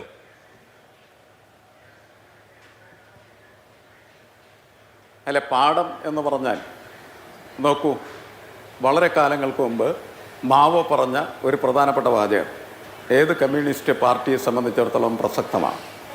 മാവോ പറഞ്ഞ വളരെ ലളിതമാണ്. ജനങ്ങളെ കേൾക്കണം എന്നാണ് മാവോ. ജനങ്ങളെ കേൾക്കുക എന്നുള്ളതാണ് ഏറ്റവും പ്രധാനപ്പെട്ടത്. കുഞ്ഞികൃഷ്ണൻ്റെ പുസ്തകത്തിൽ അദ്ദേഹം പറഞ്ഞത് അണികൾ നേതൃത്വത്തെ തിരുത്തണം എന്നാണ് പറഞ്ഞത്. അത് മാവോ പറഞ്ഞ ഭാഷ്യത്തിൻ്റെ മറ്റൊരു ഭാഷയാണ് എന്ന് മാത്രമേ ഉള്ളൂ. ജനങ്ങളെ കേൾക്കാൻ തയ്യാറായാൽ മാത്രമാണ് ഏത് പാർട്ടിക്കും, കമ്മ്യൂണിസ്റ്റ് പാർട്ടി എന്ന് പറയുന്നതിൻ്റെ പ്രത്യേകത നമ്മൾ എടുക്കേണ്ടതില്ല, ഏത് പാർട്ടിക്കും മുന്നോട്ട് പോകാനായിട്ട് കഴിയണമെങ്കിൽ ജനങ്ങളെ കേൾക്കണം എന്നുള്ളതാണ്. അപ്പം ജനങ്ങളുടെ ഏറ്റവും പ്രധാനപ്പെട്ട വികാരം എന്താണ്? VIP കൾച്ചർ എന്ന് പറയുന്നത് വേണ്ട. VIP കൾച്ചർ വേണ്ട എന്നുള്ളത് CPMൻ്റെ അഭിപ്രായം മാത്രമല്ല, കോൺഗ്രസിനും അത് വേണ്ട എന്നുള്ളതാണ്. BJPക്കും അത് വേണ്ട എന്നുള്ളതാണ്. ആർക്കും വേണ്ട, ജനങ്ങൾക്ക് ഇഷ്ടമല്ല അത്. കാരണം എന്താണ്? മന്ത്രിമാർ എഴുന്നള്ളുമ്പോൾ സാധാരണക്കാരായിട്ടുള്ള മനുഷ്യരുടെ യാത്രാ സ്വാതന്ത്ര്യം നിഷേധിക്കപ്പെടുക എന്ന് പറയുന്നത് ഏറ്റവും ലളിതമായ മനുഷ്യാവകാശ ലംഘനമാണ്. മനുഷ്യാവകാശ ലംഘനങ്ങളെ ഒരു മനുഷ്യനും അംഗീകരിക്കാൻ കഴിയില്ല. പാർട്ടിക്കകത്ത് നിൽക്കുമ്പോൾ കേഡർ എന്ന നിലക്ക് നിൽക്കുന്ന സമയത്ത് പോലും അദ്ദേഹം പാർട്ടി കമ്മിറ്റികളിൽ ചിലപ്പോൾ അത് സമ്മതിച്ചേക്കാം. പക്ഷേ പുറത്തിറങ്ങി വന്നു നിന്ന് അദ്ദേഹം തീർച്ചയായിട്ടും അതിനെതിരെ സംസാരിക്കും. ഒരു തർക്കമില്ലാത്തൊരു കാര്യമാണ്. നമുക്ക് ദാമോദരൻ്റെ കാര്യം അറിയാം. പാർട്ടിക്ക് അനുകൂലമായിട്ട് സംസാരിച്ചതിന് ശേഷം അദ്ദേഹം വീട്ടിൽ വന്ന് ഛർദ്ദിക്കുകയാണ് ചെയ്യുന്നത് ചന്ദനത്തോപ്പ് വെടിവെപ്പിൻ്റെ കാര്യത്തിൽ. ഇതൊക്കെ എത്രയോ പാഠങ്ങളാണ് പാർട്ടിക്ക് എക്കാലത്തും നൽകപ്പെട്ടിട്ടുള്ളത്. ആ പാഠങ്ങൾ സ്വീകരിക്കപ്പെടുന്നില്ല എന്നുള്ളതാണ്. ഇപ്പോൾ ഞാനൊരു അധ്യാപകനാണ്. എൻ്റെ ക്ലാസ്സിലൊരു കുട്ടി തെറ്റ് ചെയ്താൽ എനിക്ക് വേണമെങ്കിൽ അദ്ദേഹത്തെ ചൂരലിനടിച്ച് ശിക്ഷിക്കാം. പിണറായി വിജയനെ ചൂരലിനടിക്കാനായിട്ടുള്ള ശേഷിയുള്ള ഒരു അതോറിറ്റിയും ഈ പാർട്ടിക്കകത്ത് ഇല്ലാത്തതിൻ്റെ ഫലമായിട്ട് സംഭവിക്കുന്ന ദുരന്തമാണ് ഇത് എന്ന് എത്രയോ വട്ടം നമ്മൾ സംസാരിച്ചിട്ടുള്ളൊരു കാര്യം. ഗോവിന്ദൻ മാസ്റ്റർ, KK രാഗേഷ്, ഞാൻ വ്യക്തിപരമായിട്ട് പറയുന്നത്, ഒരു പാർട്ടിയുടെ അനുഭാവിയായി ഞാൻ CPM-നെ അനുഭാവിയായിട്ട് നിൽക്കുന്ന സമയത്ത് എൻ്റെ ആഗ്രഹം എന്താണ്? എൻ്റെ നേതാവ് ബുദ്ധിമാനായിരിക്കണം എന്നുള്ളതാണ്. എൻ്റെ നേതാവ് സർഗാത്മകമായിട്ട് പ്രവർത്തിക്കണം എന്നുള്ളതാണ്. എൻ്റെ നേതാവിനെക്കുറിച്ച് എല്ലാ ആളുകളും നല്ലത് പറയണം എന്നുള്ളതാണ്. എൻ്റെ പാർട്ടിയെക്കുറിച്ച് നല്ലത് പറയണമെന്നാണ്. അതിന് പകരമായിട്ട് ആളുകൾ മുഴുവൻ നിരന്ന് നിന്ന് പാർട്ടി നേതാക്കളെ അപഹസിക്കുന്ന, കളിയാക്കുന്ന, മണ്ടൻ, ഇങ്ങനെയൊക്കെ പറയുന്ന തരത്തിലേക്ക് നേതൃത്വം മാറും. പഴയ കാലത്ത് ഒരൊറ്റ കമ്മ്യൂണിസ്റ്റ് നേതാവും മണ്ടനാണ് എന്ന് സമൂഹം പറഞ്ഞിട്ടില്ല. വളരെ കൃത്യമായിട്ട് ജനങ്ങളുടെ ആവശ്യങ്ങളും ഇച്ഛാശക്തികളും സ്വാംശീകരിച്ച് അതിനനുസരിച്ച് സമൂഹത്തെ ചലിപ്പിക്കുകയും സമൂഹത്തെ മാറ്റുകയും സമൂഹത്തെ പ്രയോഗിപ്പിക്കുകയൊക്കെ ചെയ്തിരുന്ന അസാധാരണമായിട്ടുള്ള വ്യക്തിത്വങ്ങളായിരുന്നു അവർ. ആ വ്യക്തിത്വങ്ങളാണ് ഒറ്റമുണ്ടെടുത്തും നഗ്നപാതരുമായിട്ട് കേരളത്തിൽ മുഴുവൻ നടന്ന മനുഷ്യരുടെ അംബാസഡറായി, കമ്മ്യൂണിസ്റ്റ് പാർട്ടിയുടെ അംബാസഡറായിട്ട്, ഗുഡ് വിൽ ക്രിയേറ്റേഴ്സായിട്ട് മാറിയുന്നത്. പിണറായി വിജയൻ എവിടെയാണ് ഗുഡ് വിൽ നിർമ്മിച്ചിരിക്കുന്നത്? എന്തുകൊണ്ടാണ് അത് ചോദ്യം ചെയ്യാൻ കഴിയാതെ പോകുന്നത്? ഒരു പാർട്ടിയെ സംബന്ധിച്ചിടത്തോളം ഗുഡ് വിൽ ക്രിയേറ്റ് ചെയ്യുന്ന ലീഡേഴ്സ് ഇല്ലെങ്കിൽ എന്തുകൊണ്ടാണ് പിണറായി വിജയനും അതുപോലെ ഗോവിന്ദ മാസ്റ്റർക്കുമെതിരെ ജനം ഇങ്ങനെ സംസാരിക്കേണ്ടി വരുന്നത്? പാർട്ടിയുടെ പ്രവർത്തകർ സംസാരിക്കുന്നത്, ജില്ലാ കമ്മിറ്റികൾ സംസാരിക്കുന്നത് യഥാർത്ഥത്തിൽ അവർ ഗുഡ് വിൽ ക്രിയേറ്റേഴ്സ് അല്ല എന്നുള്ളതാണ്. അപ്പോൾ ഒരു വട്ടം സംഭവിച്ചു, പിന്നീട് വീണ്ടും ആവർത്തിക്കപ്പെടുന്നു. അത് തിരുത്തണ്ടേ? തിരുത്താനായിട്ട് പറഞ്ഞാൽ തിരുത്തില്ല എങ്കിൽ എന്ത് ചെയ്യണം എന്നുള്ളതാണ് ജനങ്ങളുടെ മുന്നിലുള്ളത്. ജനങ്ങൾ ഒഴിഞ്ഞു പോകും. അതാണ് പ്രധാനപ്പെട്ട പ്രശ്നം അല്ലേ? ഇതിക്ക് മുമ്പ് ഒരു തെരഞ്ഞെടുപ്പ് വലിയ തരത്തിൽ പരാജയപ്പെട്ട സമയത്ത് അന്ന് ഞാൻ എഴുതിയൊരു ലേഖനത്തിൻ്റെ തലവാചകം എന്ന് പറയുന്നത് ഗർവിഷ്ഠമായ കാലത്തിൻ്റെ സായാഹ്നം എന്നാണ് പറഞ്ഞത്. ഗർവിഷ്ഠമായ കാലം, അന്നും ഗർവിഷ്ഠമാണ് ഇവർ, ഇന്നും ഗർവിഷ്ഠമാണ്, എന്നും ഗർവിഷ്ഠമാണ് എന്നുള്ളതാണ് ഏറ്റവും പ്രധാനപ്പെട്ടത്. അധികാരം തലക്ക് പിടിച്ച് വളരെ അഹങ്കാരം കൊണ്ട് ജനസമൂഹത്തിന് നേരെ തിരിയുന്നതിൻ്റെ പ്രത്യക്ഷ ഉദാഹരണമായിരുന്നു നേരത്തെ നടത്തിയ അക്രമങ്ങളെ മുഴുവനും രക്ഷാപ്രവർത്തനം എന്ന് വ്യാഖ്യാനിക്കൽ. ഒരു കമ്മ്യൂണിസ്റ്റ് നേതാവിന് ഒരിക്കലും കഴിയാത്തതായ ഒരു പ്രവൃത്തിയായിരുന്നു അത് എന്തുകൊണ്ട് CPM-ന്റെ ജില്ലാ കമ്മിറ്റികളും സംസ്ഥാന കമ്മിറ്റിയും പോളിറ്റ് ബ്യൂറോയും ഒന്നും തിരിച്ചറിഞ്ഞില്ല എന്നുള്ളതാണ്. ആ ഒറ്റ വാചകം തിരുത്തിയിരുന്നെങ്കിൽ കേരളത്തിൽ തിരിച്ചു വരാനായിട്ടുള്ള വഴികൾ തന്നെ തുറക്കുമായിരുന്നു പാർട്ടി എന്നുള്ള ആ ഒറ്റ വാചകത്തിൻ്റെ ഗൗരവം അതെത്ര ഭീകരമാണ്, എത്ര പൈശാചികമാണ്, എത്രമാത്രം ഏകാധിപത്യപരമായിട്ടുള്ള ഒന്നാണ്, എത്രമാത്രം മനുഷ്യവിരുദ്ധമായിട്ടുള്ള ഒന്നാണ് ആ ഒറ്റ വാചകം. അത് ഈ സമൂഹം വളരെ ഗൗരവമായിട്ട് ഏറ്റെടുത്തു എന്നാണ് ഞാൻ മനസ്സിലാക്കുന്നത്. ഇത് കോൺഗ്രസോ മറ്റുള്ള പാർട്ടികളുടെ പ്രശ്നമല്ല. ഒരു കാര്യം കൂടി പറഞ്ഞോട്ടെ, ഇനി വരുന്ന തെരഞ്ഞെടുപ്പിൽ കേരളത്തിലെ ഒരു സവിശേഷം ഉണ്ടായിരുന്നു. ഭരിക്കാൻ കയറുന്നവർക്ക് കോൺഗ്രസ് ആയാലും അതേപോലെ ഇടതുപക്ഷമായാലും 5 കൊല്ലം കൊണ്ട് എന്ത് വൃത്തികേടും ചെയ്യാം, അത് കഴിഞ്ഞാൽ പുറത്ത് 5 കൊല്ലം ഇരുന്നാൽ വീണ്ടും അധികാരത്തിൽ വരാം എന്ന് പറയുന്ന ഒരു ഗ്യാരണ്ടി അവർക്കുണ്ടായിരുന്നു. അത് കോൺഗ്രസും CPM-ഉം ഇനി ഒരു കാലത്തും പ്രതീക്ഷിക്കേണ്ടതില്ല.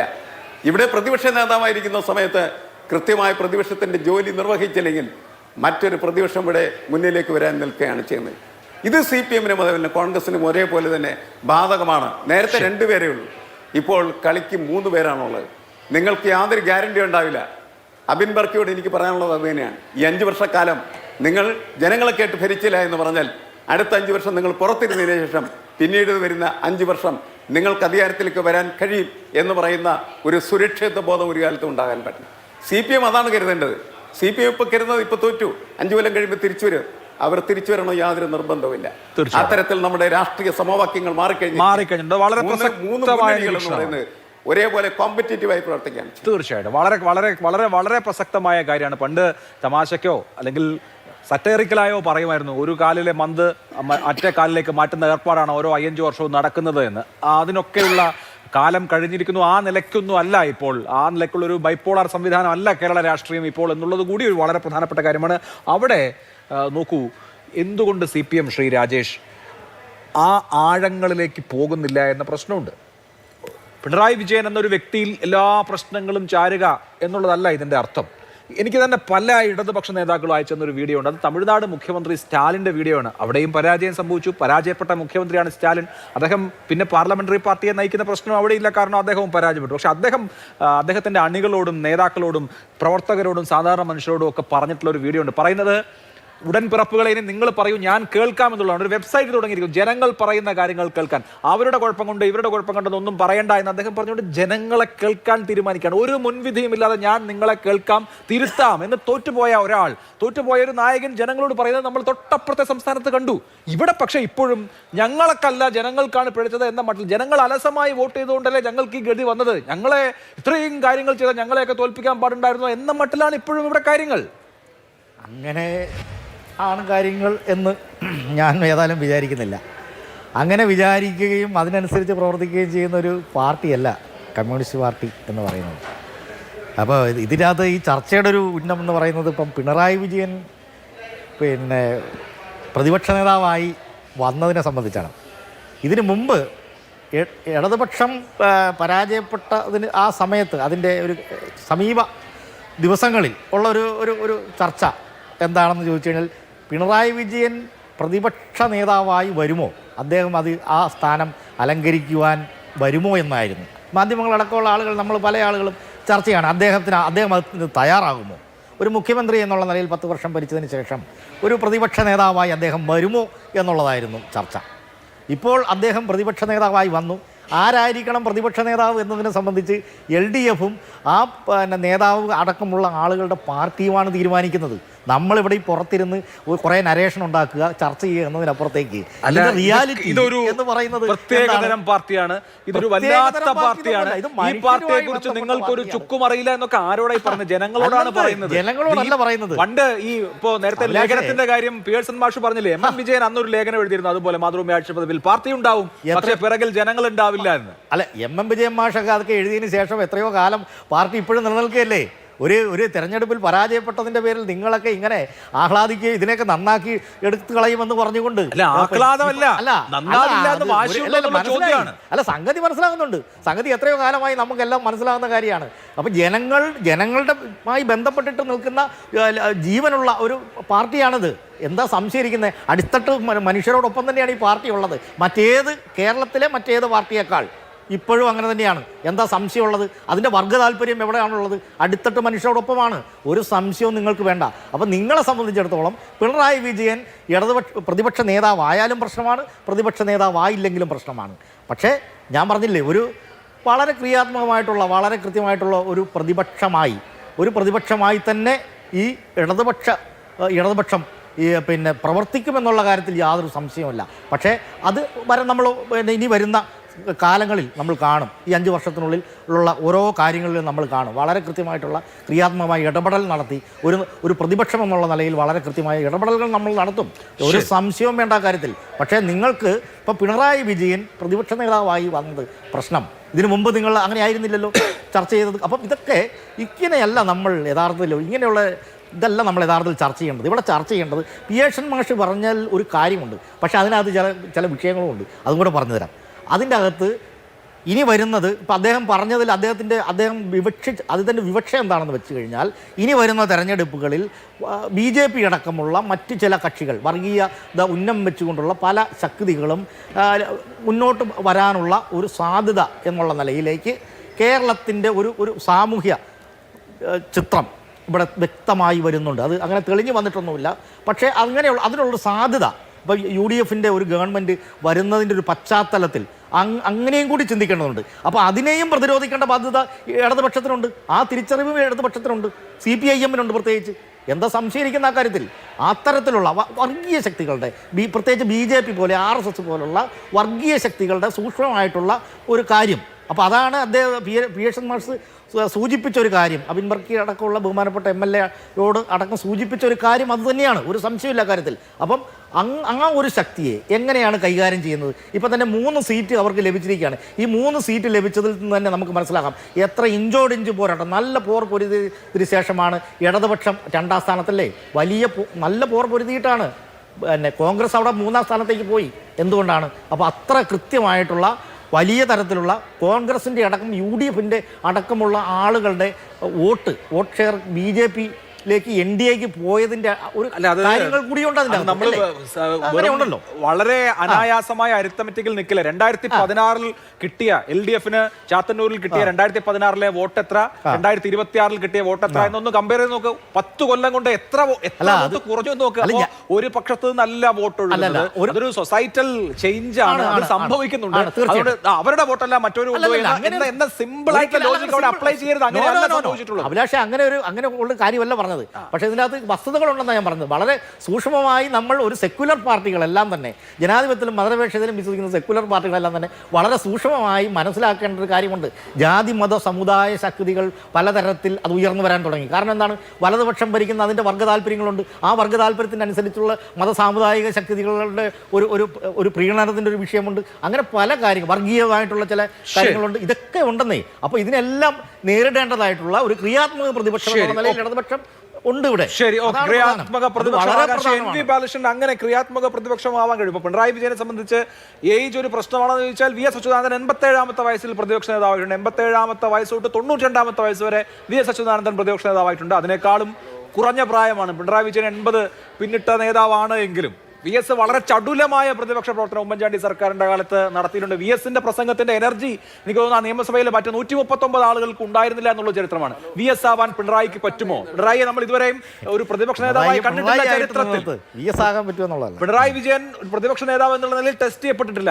അങ്ങനെ പറ്റും എന്ന് വിചാരിക്കുന്നുണ്ട്. ഒന്നാമത്തെ വിഷയം. രണ്ടാമത്തെ വിഷയം, എന്തുകൊണ്ട് ഈ തോൽവി എന്ന് പറയുമ്പോൾ അത് ഈ കേവലം ഭാഷ, ശരീരഭാഷ, ധാർഷ്ട്യം എന്ന കോളത്തിൽ മാത്രം നിൽക്കുന്നതല്ല. ഇടതുപക്ഷ പ്രസ്ഥാനത്തെക്കുറിച്ച് മുഴുവൻ ആളുകളും പ്രതീക്ഷിക്കുന്നത് വിട്ടുവീഴ്ചയില്ലാത്ത മതേതര നിലപാടാണ്. അതിൽ ചില കോംപ്രമൈസുകൾ, പലതരത്തിലുള്ള ബെനിഫിറ്റുകൾക്കായി അങ്ങോട്ടോ ഇങ്ങോട്ടോ ചാഞ്ചാട്ടം ഉണ്ടായാൽ മറ്റേത് പാർട്ടിയെക്കാളും ഇടതുപക്ഷ പാർട്ടികൾ ഓഡിറ്റ് ചെയ്യപ്പെടുമെന്നുള്ള കാര്യത്തിൽ യാതൊരു സംശയവുമില്ല. പിണറായി സർക്കാരിന്റെ അവസാനത്തെ 3 കൊല്ലം ആ കാര്യത്തിൽ പോലും കോംപ്രമൈസ് ഉണ്ടായിട്ടുണ്ടോ എന്ന് ജനങ്ങൾ സംശയിച്ച കാലമാണ്. അതുകൊണ്ടാണല്ലോ വലിയ മാസ് മൈഗ്രേഷൻ പ്രത്യേകിച്ച് ന്യൂനപക്ഷ വിഭാഗങ്ങളിൽ നിന്ന് ഇടത് വോട്ട് ബാങ്കിൽ ഉണ്ടായിട്ടുള്ളത്. അപ്പൊ ഈ വിഷയങ്ങൾ എങ്ങനെ അടുത്ത 5 വർഷം അഡ്രസ് ചെയ്യപ്പെടും?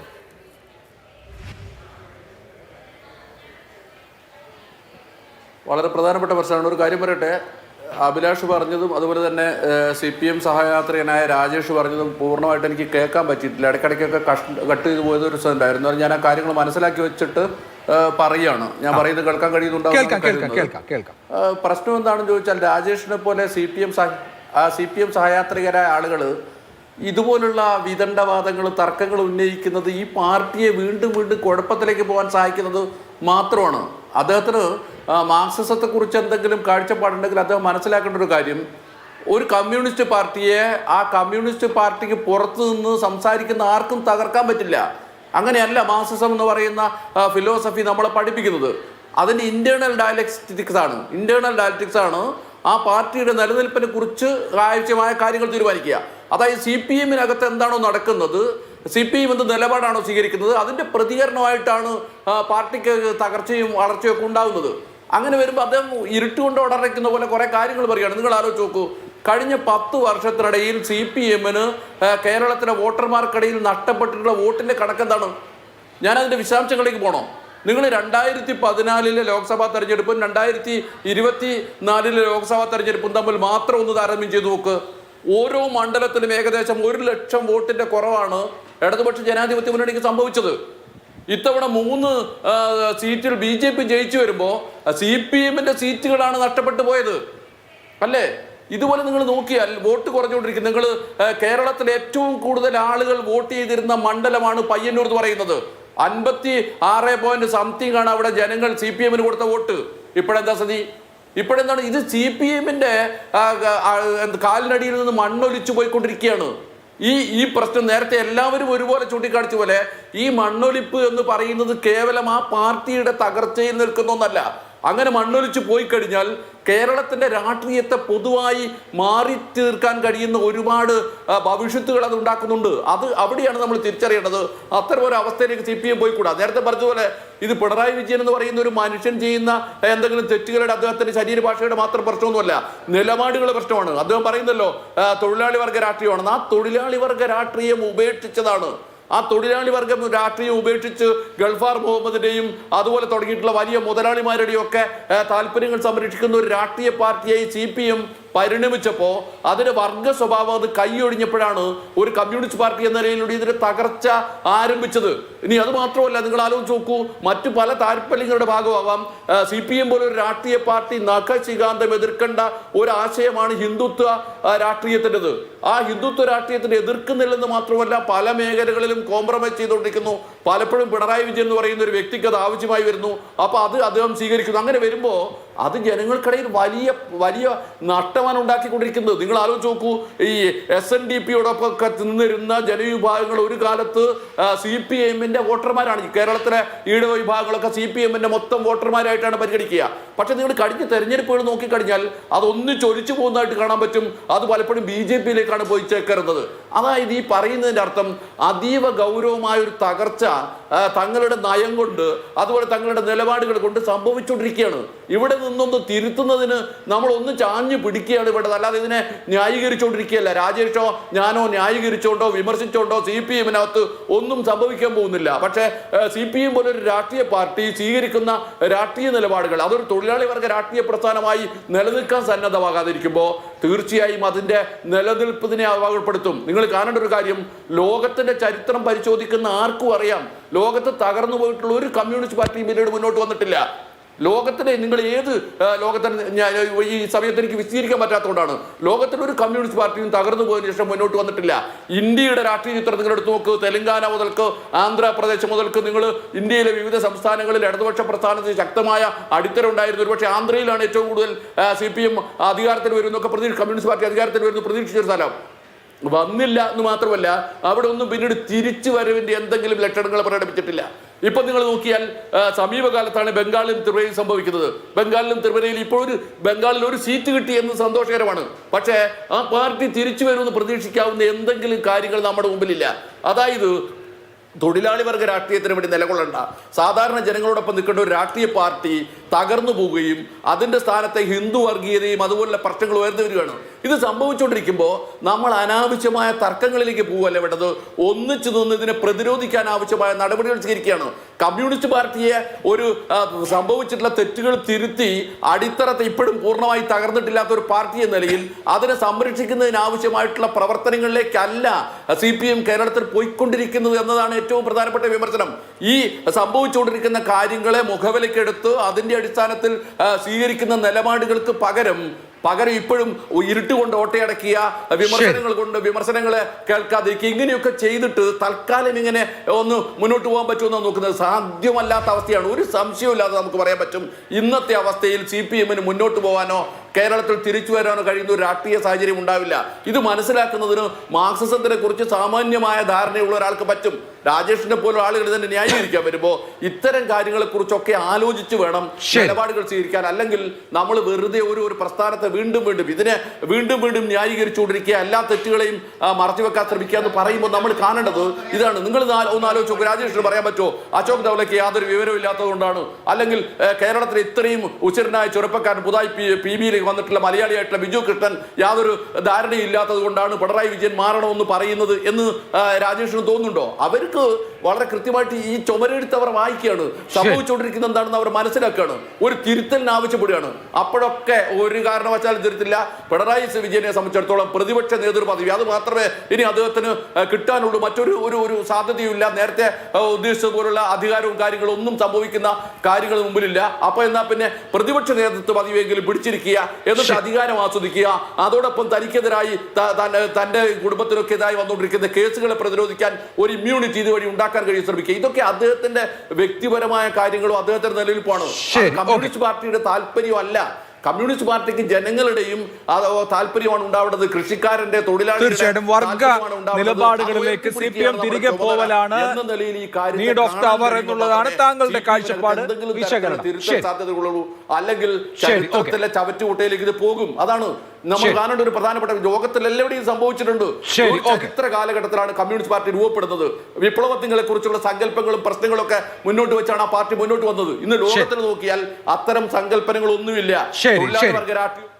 ശരി, ശ്രീ TK വിനോദൻ, അവിടെ ഇപ്പോൾ പിണറായി വിജയൻ മാറിയാൽ എല്ലാം ശരിയാകും എന്ന നിലയിലേക്ക് നമുക്ക് ഇതിനെ കാണാൻ കഴിയുമോ? ഇപ്പോൾ JNU വിദ്യാർത്ഥി, ഇപ്പൊ താങ്കളും അവിടെ പഠിച്ചാണല്ലോ, ആ കാലഘട്ടത്തിൽ മുതൽ SFI രംഗത്തൊക്കെ വരുന്ന വിജു കൃഷ്ണനെയും അരുൺകുമാറിനെ പോലെയുള്ള ആളുകൾ ശരിക്ക് പ്രകാശ് കാരാട്ട്, സീതാറാം യെച്ചൂരി ദ്വന്ദ്വത്തിന്റെ പുതിയ രൂപമായിട്ടാണ് കഴിഞ്ഞ പാർട്ടി കോൺഗ്രസിലൊക്കെ ആളുകൾ കണ്ടിട്ടുള്ളത്. അപ്പൊ ആ പുതിയ ലീഡർഷിപ്പിനെ സംബന്ധിച്ച്, അല്ലെങ്കിൽ യങ് ലീഡർഷിപ്പിനെ സംബന്ധിച്ച് കേരളത്തിൽ ഒരു തലമുറ മാറ്റം വേണമെന്നൊരു തോന്നലുണ്ട്. പക്ഷേ സംസ്ഥാന ഘടകങ്ങളെ സംബന്ധിച്ച് കേരളത്തിനും ബംഗാളിനും അങ്ങനെ ഒരു താല്പര്യം ഉണ്ടായിട്ടില്ലെന്ന് വേണം മനസ്സിലാക്കാൻ. അപ്പോൾ ആ നിലയ്ക്ക് നമ്മൾ നോക്കിയാൽ പിണറായി വിജയൻ മാറി പുതിയൊരു കുറച്ചുകൂടി അടുത്ത ജനറേഷനിൽപ്പെട്ട ഒരാൾ ഇതിനെ നയിച്ചാൽ മാത്രം CPM-ന് തിരിച്ചു വരാൻ കഴിയുമോ?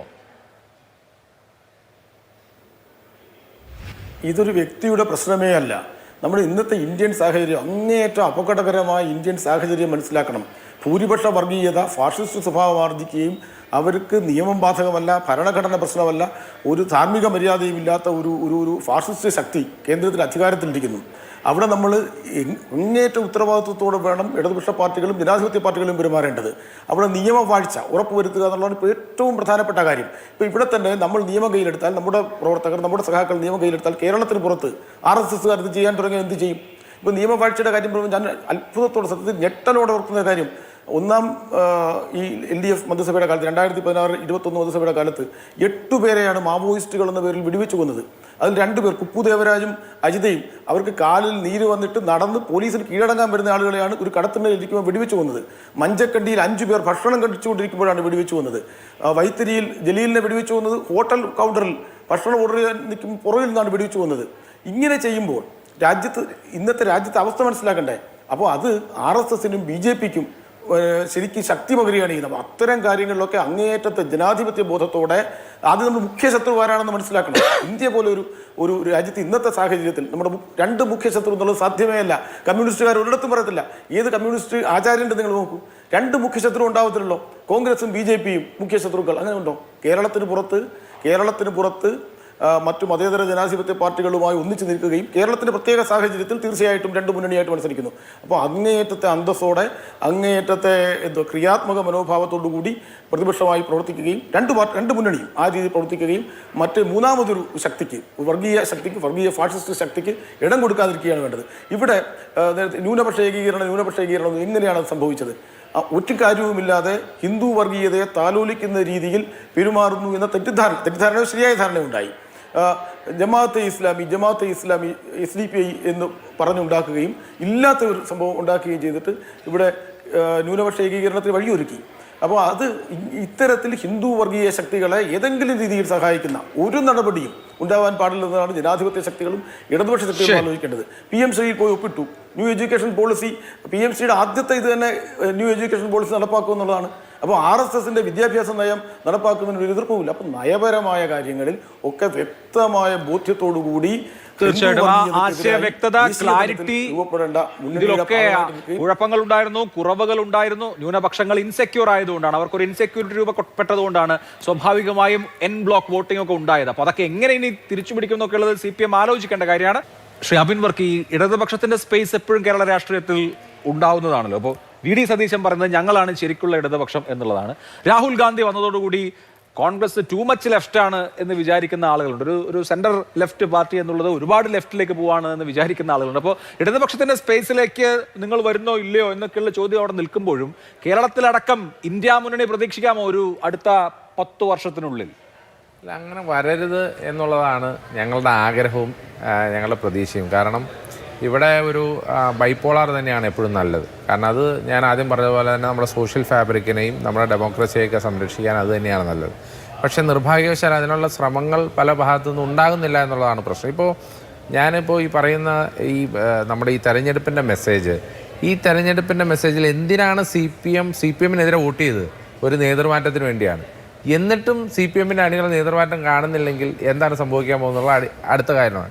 പിന്നെ ഇതിനെ ന്യായീകരിക്കാൻ വേണ്ടി കുറേ അധികം സിദ്ധാന്തങ്ങളും ഒന്നും പറഞ്ഞിട്ട് കാര്യമില്ല. ഇപ്പോൾ നമ്മൾ പറഞ്ഞ പോലെ തന്നെ ഈ കോക്രോച്ച് പാർട്ടിയെ പോലെയുള്ള പാർട്ടികൾ വളരെ സിമ്പിളായിട്ടുള്ള പൊളിറ്റിക്സ് പറഞ്ഞുകൊണ്ട് ഈ നാട്ടിലെ സാധാരണക്കാരെ മുഴുവൻ ആകർഷിച്ച് അവരിലേക്ക് അടുപ്പിച്ചുകൊണ്ടിരിക്കുന്ന കാലഘട്ടത്തിൽ ഞങ്ങളൊരു ഭയങ്കര കേഡർ സംവിധാനമാണ്, ഞങ്ങളെ പാർട്ടി എന്ന് പറഞ്ഞൊരു മഹാസംഭവമാണ്, ഇതിനെപ്പറ്റി നിങ്ങൾക്കൊരു ചുക്കും ചുണ്ണാമ്പും അറിയില്ല എന്നൊക്കെ പറഞ്ഞാൽ ജനം അതൊക്കെ പുച്ഛിച്ച് തള്ളുമെന്ന് മാത്രമല്ല ജനം അതിനൊന്നും ശ്രദ്ധിക്കാതെ വരും. ഇത് തന്നെയാണ് മറ്റു പല സംസ്ഥാനങ്ങളിലും നമ്മൾ കണ്ടത്. അതുകൊണ്ട് ഈ നമുക്ക് മനസ്സിലാകാത്ത കടുകട്ടി ഭാഷയിലും കടുകട്ടി സിദ്ധാന്തവും പറയാതെ എന്തുകൊണ്ട് നമ്മൾ തോറ്റു എന്നുള്ള ആ ഏറ്റവും സിമ്പിളായിട്ടുള്ള ചോദ്യവും സിമ്പിളായിട്ടുള്ള ഉത്തരവും പറഞ്ഞാൽ ആ ഉത്തരം ഒരു സൊല്യൂഷനായി മുന്നിൽ വന്നാൽ ഈ പ്രശ്നത്തിന് ഒരു പരിഹാരം വരും. പക്ഷെ നിർഭാഗ്യവശാൽ ആ ചോദ്യമായിട്ട് ആരും ചോദിച്ചിട്ടുമില്ല, ആ ഉത്തരമായിട്ട് ആരും നൽകിയിട്ടുമില്ല എന്നുള്ളതാണ് ഇതിന്റെ ഏറ്റവും പ്രധാനപ്പെട്ട. ശരി, എന്തായാലും തിരുത്തി നന്നാകുമോ CPM കാത്തിരുന്ന് കാണേണ്ട കാര്യമാണ്. വളരെ നന്ദി എല്ലാ അതിഥികൾക്കും. സൂപ്പർ പ്രൈം ടൈം അവസാനിച്ചു. നമസ്കാരം.